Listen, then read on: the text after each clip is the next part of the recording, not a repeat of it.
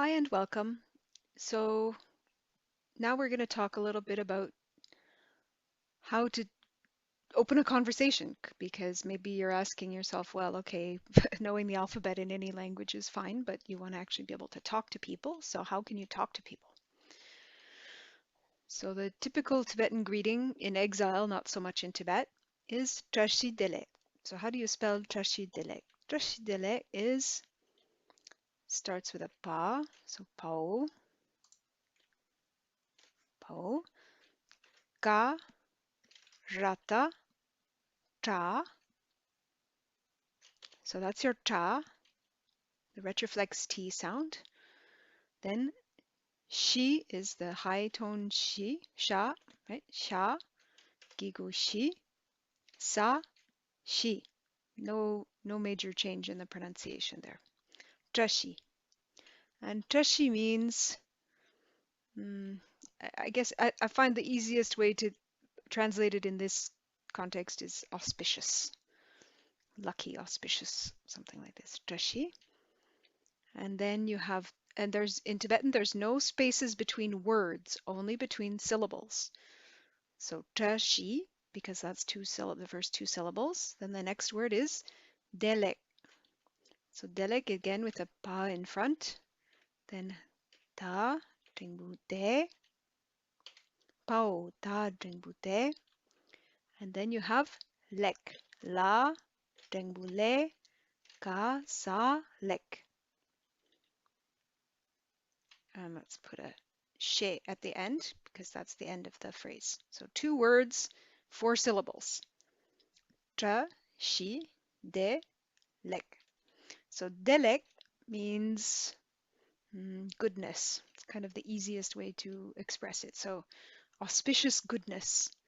But it's used pretty much in a lot of different ways. You can use it to mean hello, use it to mean greetings, that sort of thing. So tashi delek, auspicious goodness, but is literally what it means. But in English, we would say something like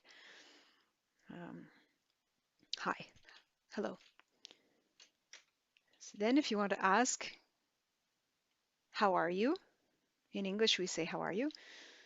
In Tibetan, you say, kuzu debo yimbe. Kuzu debo yimbe. So how is that spelled? Sa kata, whoops, kata ka shabju ku. Then we have kao sa shabju su ka sa suk. That's kusuk. Then we have debo. So if pau ta dringbu de. And if you catch that, it's the same de as the one right above.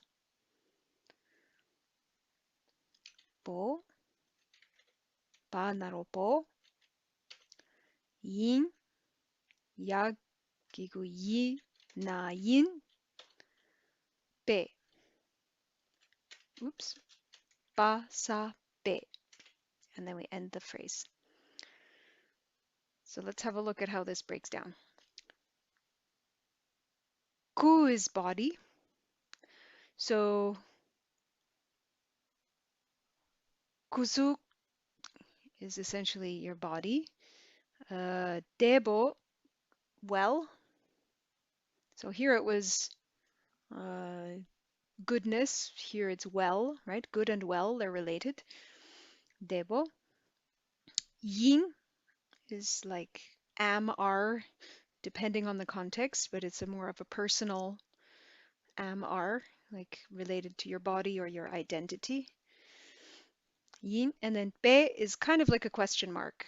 It's if there's no question word in the phrase, then the be is a tag that signals that it's a question. Kuzu debo yinbe. And sometimes you'll hear just debo yinbe, right? Just like in English, you would hear, are you well? Or you well, the contractions, right? Debo yimbe. Some Tibetans pronounce debo as demo, right? Demo. So you might hear demo instead of debo. And some people will also just say demo. They will only give you demo out of the whole phrase, like debo or demo. They won't even put in the other words. So that's another short version. So what's the answer? The easy and fast answer is deboyin. So as you notice, the question is this kind of personal to be, and the answer is also the personal to be. So we'll just say de bo yin. So is your body well? It's well, or I am well. This is literally it would be am well if you tried to translate it directly, but it means I'm fine. I'm well. Then if you want to add, this is also something that we tend to do more in English, much more in English and in European languages in general, as we say thank you. It's not such a common thing in Tibetan. It's kind of a given that your people are trying to be nice to each other. But if you want to add thank you, you can say tujiche. So tujiche is ta, shabchu, tu, ka, sa, tuk. Then you have ra, jata, ja, drengbu, je. And then cha, drengbu, che. Tuk, je, che. And tuk, je, che is a bit like saying compassion, great. Che or chembo means great, like big. So tukje is compassion. But it's used as sort of a thank you phrase, especially in the West and in exile. So now you know the very, very basic phrases of how to open a conversation. So, tashi delek, gosu debo yinbe, debo yin, tujiche.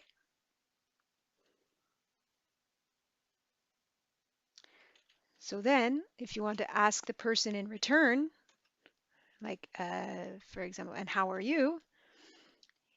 You is kerang, kerang. And kerang is spelled, here I'll move it down a little bit here. Ka, yata, kya, rengbu, ke, ta, ke. Then you have rang, ranga, rang, kerang. So then you just go back to what we had a little bit earlier. So kerang, you, debo. So pao, da, rengbu, de, bo, ba, naro, bo.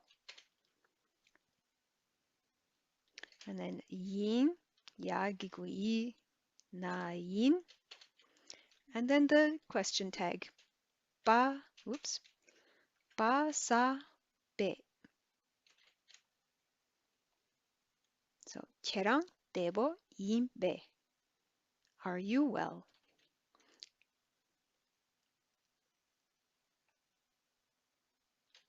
And then if the person answers specifically about themselves, maybe they would say nga, which means I, nga. And then pao, ta, dengbu, de. Ba, naro, bo.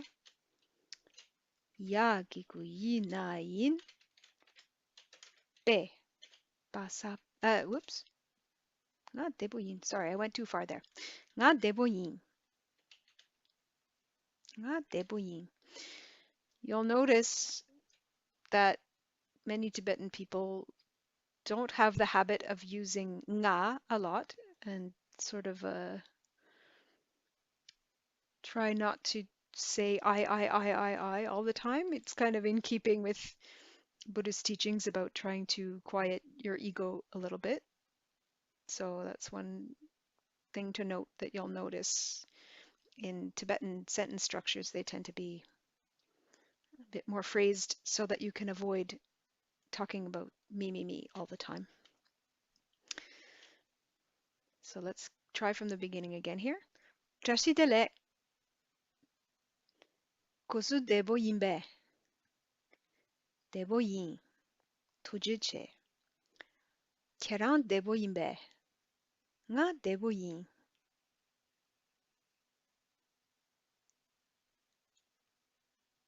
So try these conversations with your friends. Just it's a good starting point. Even if you just learn these and that's all you need for your Tibetan, you will make some new friends.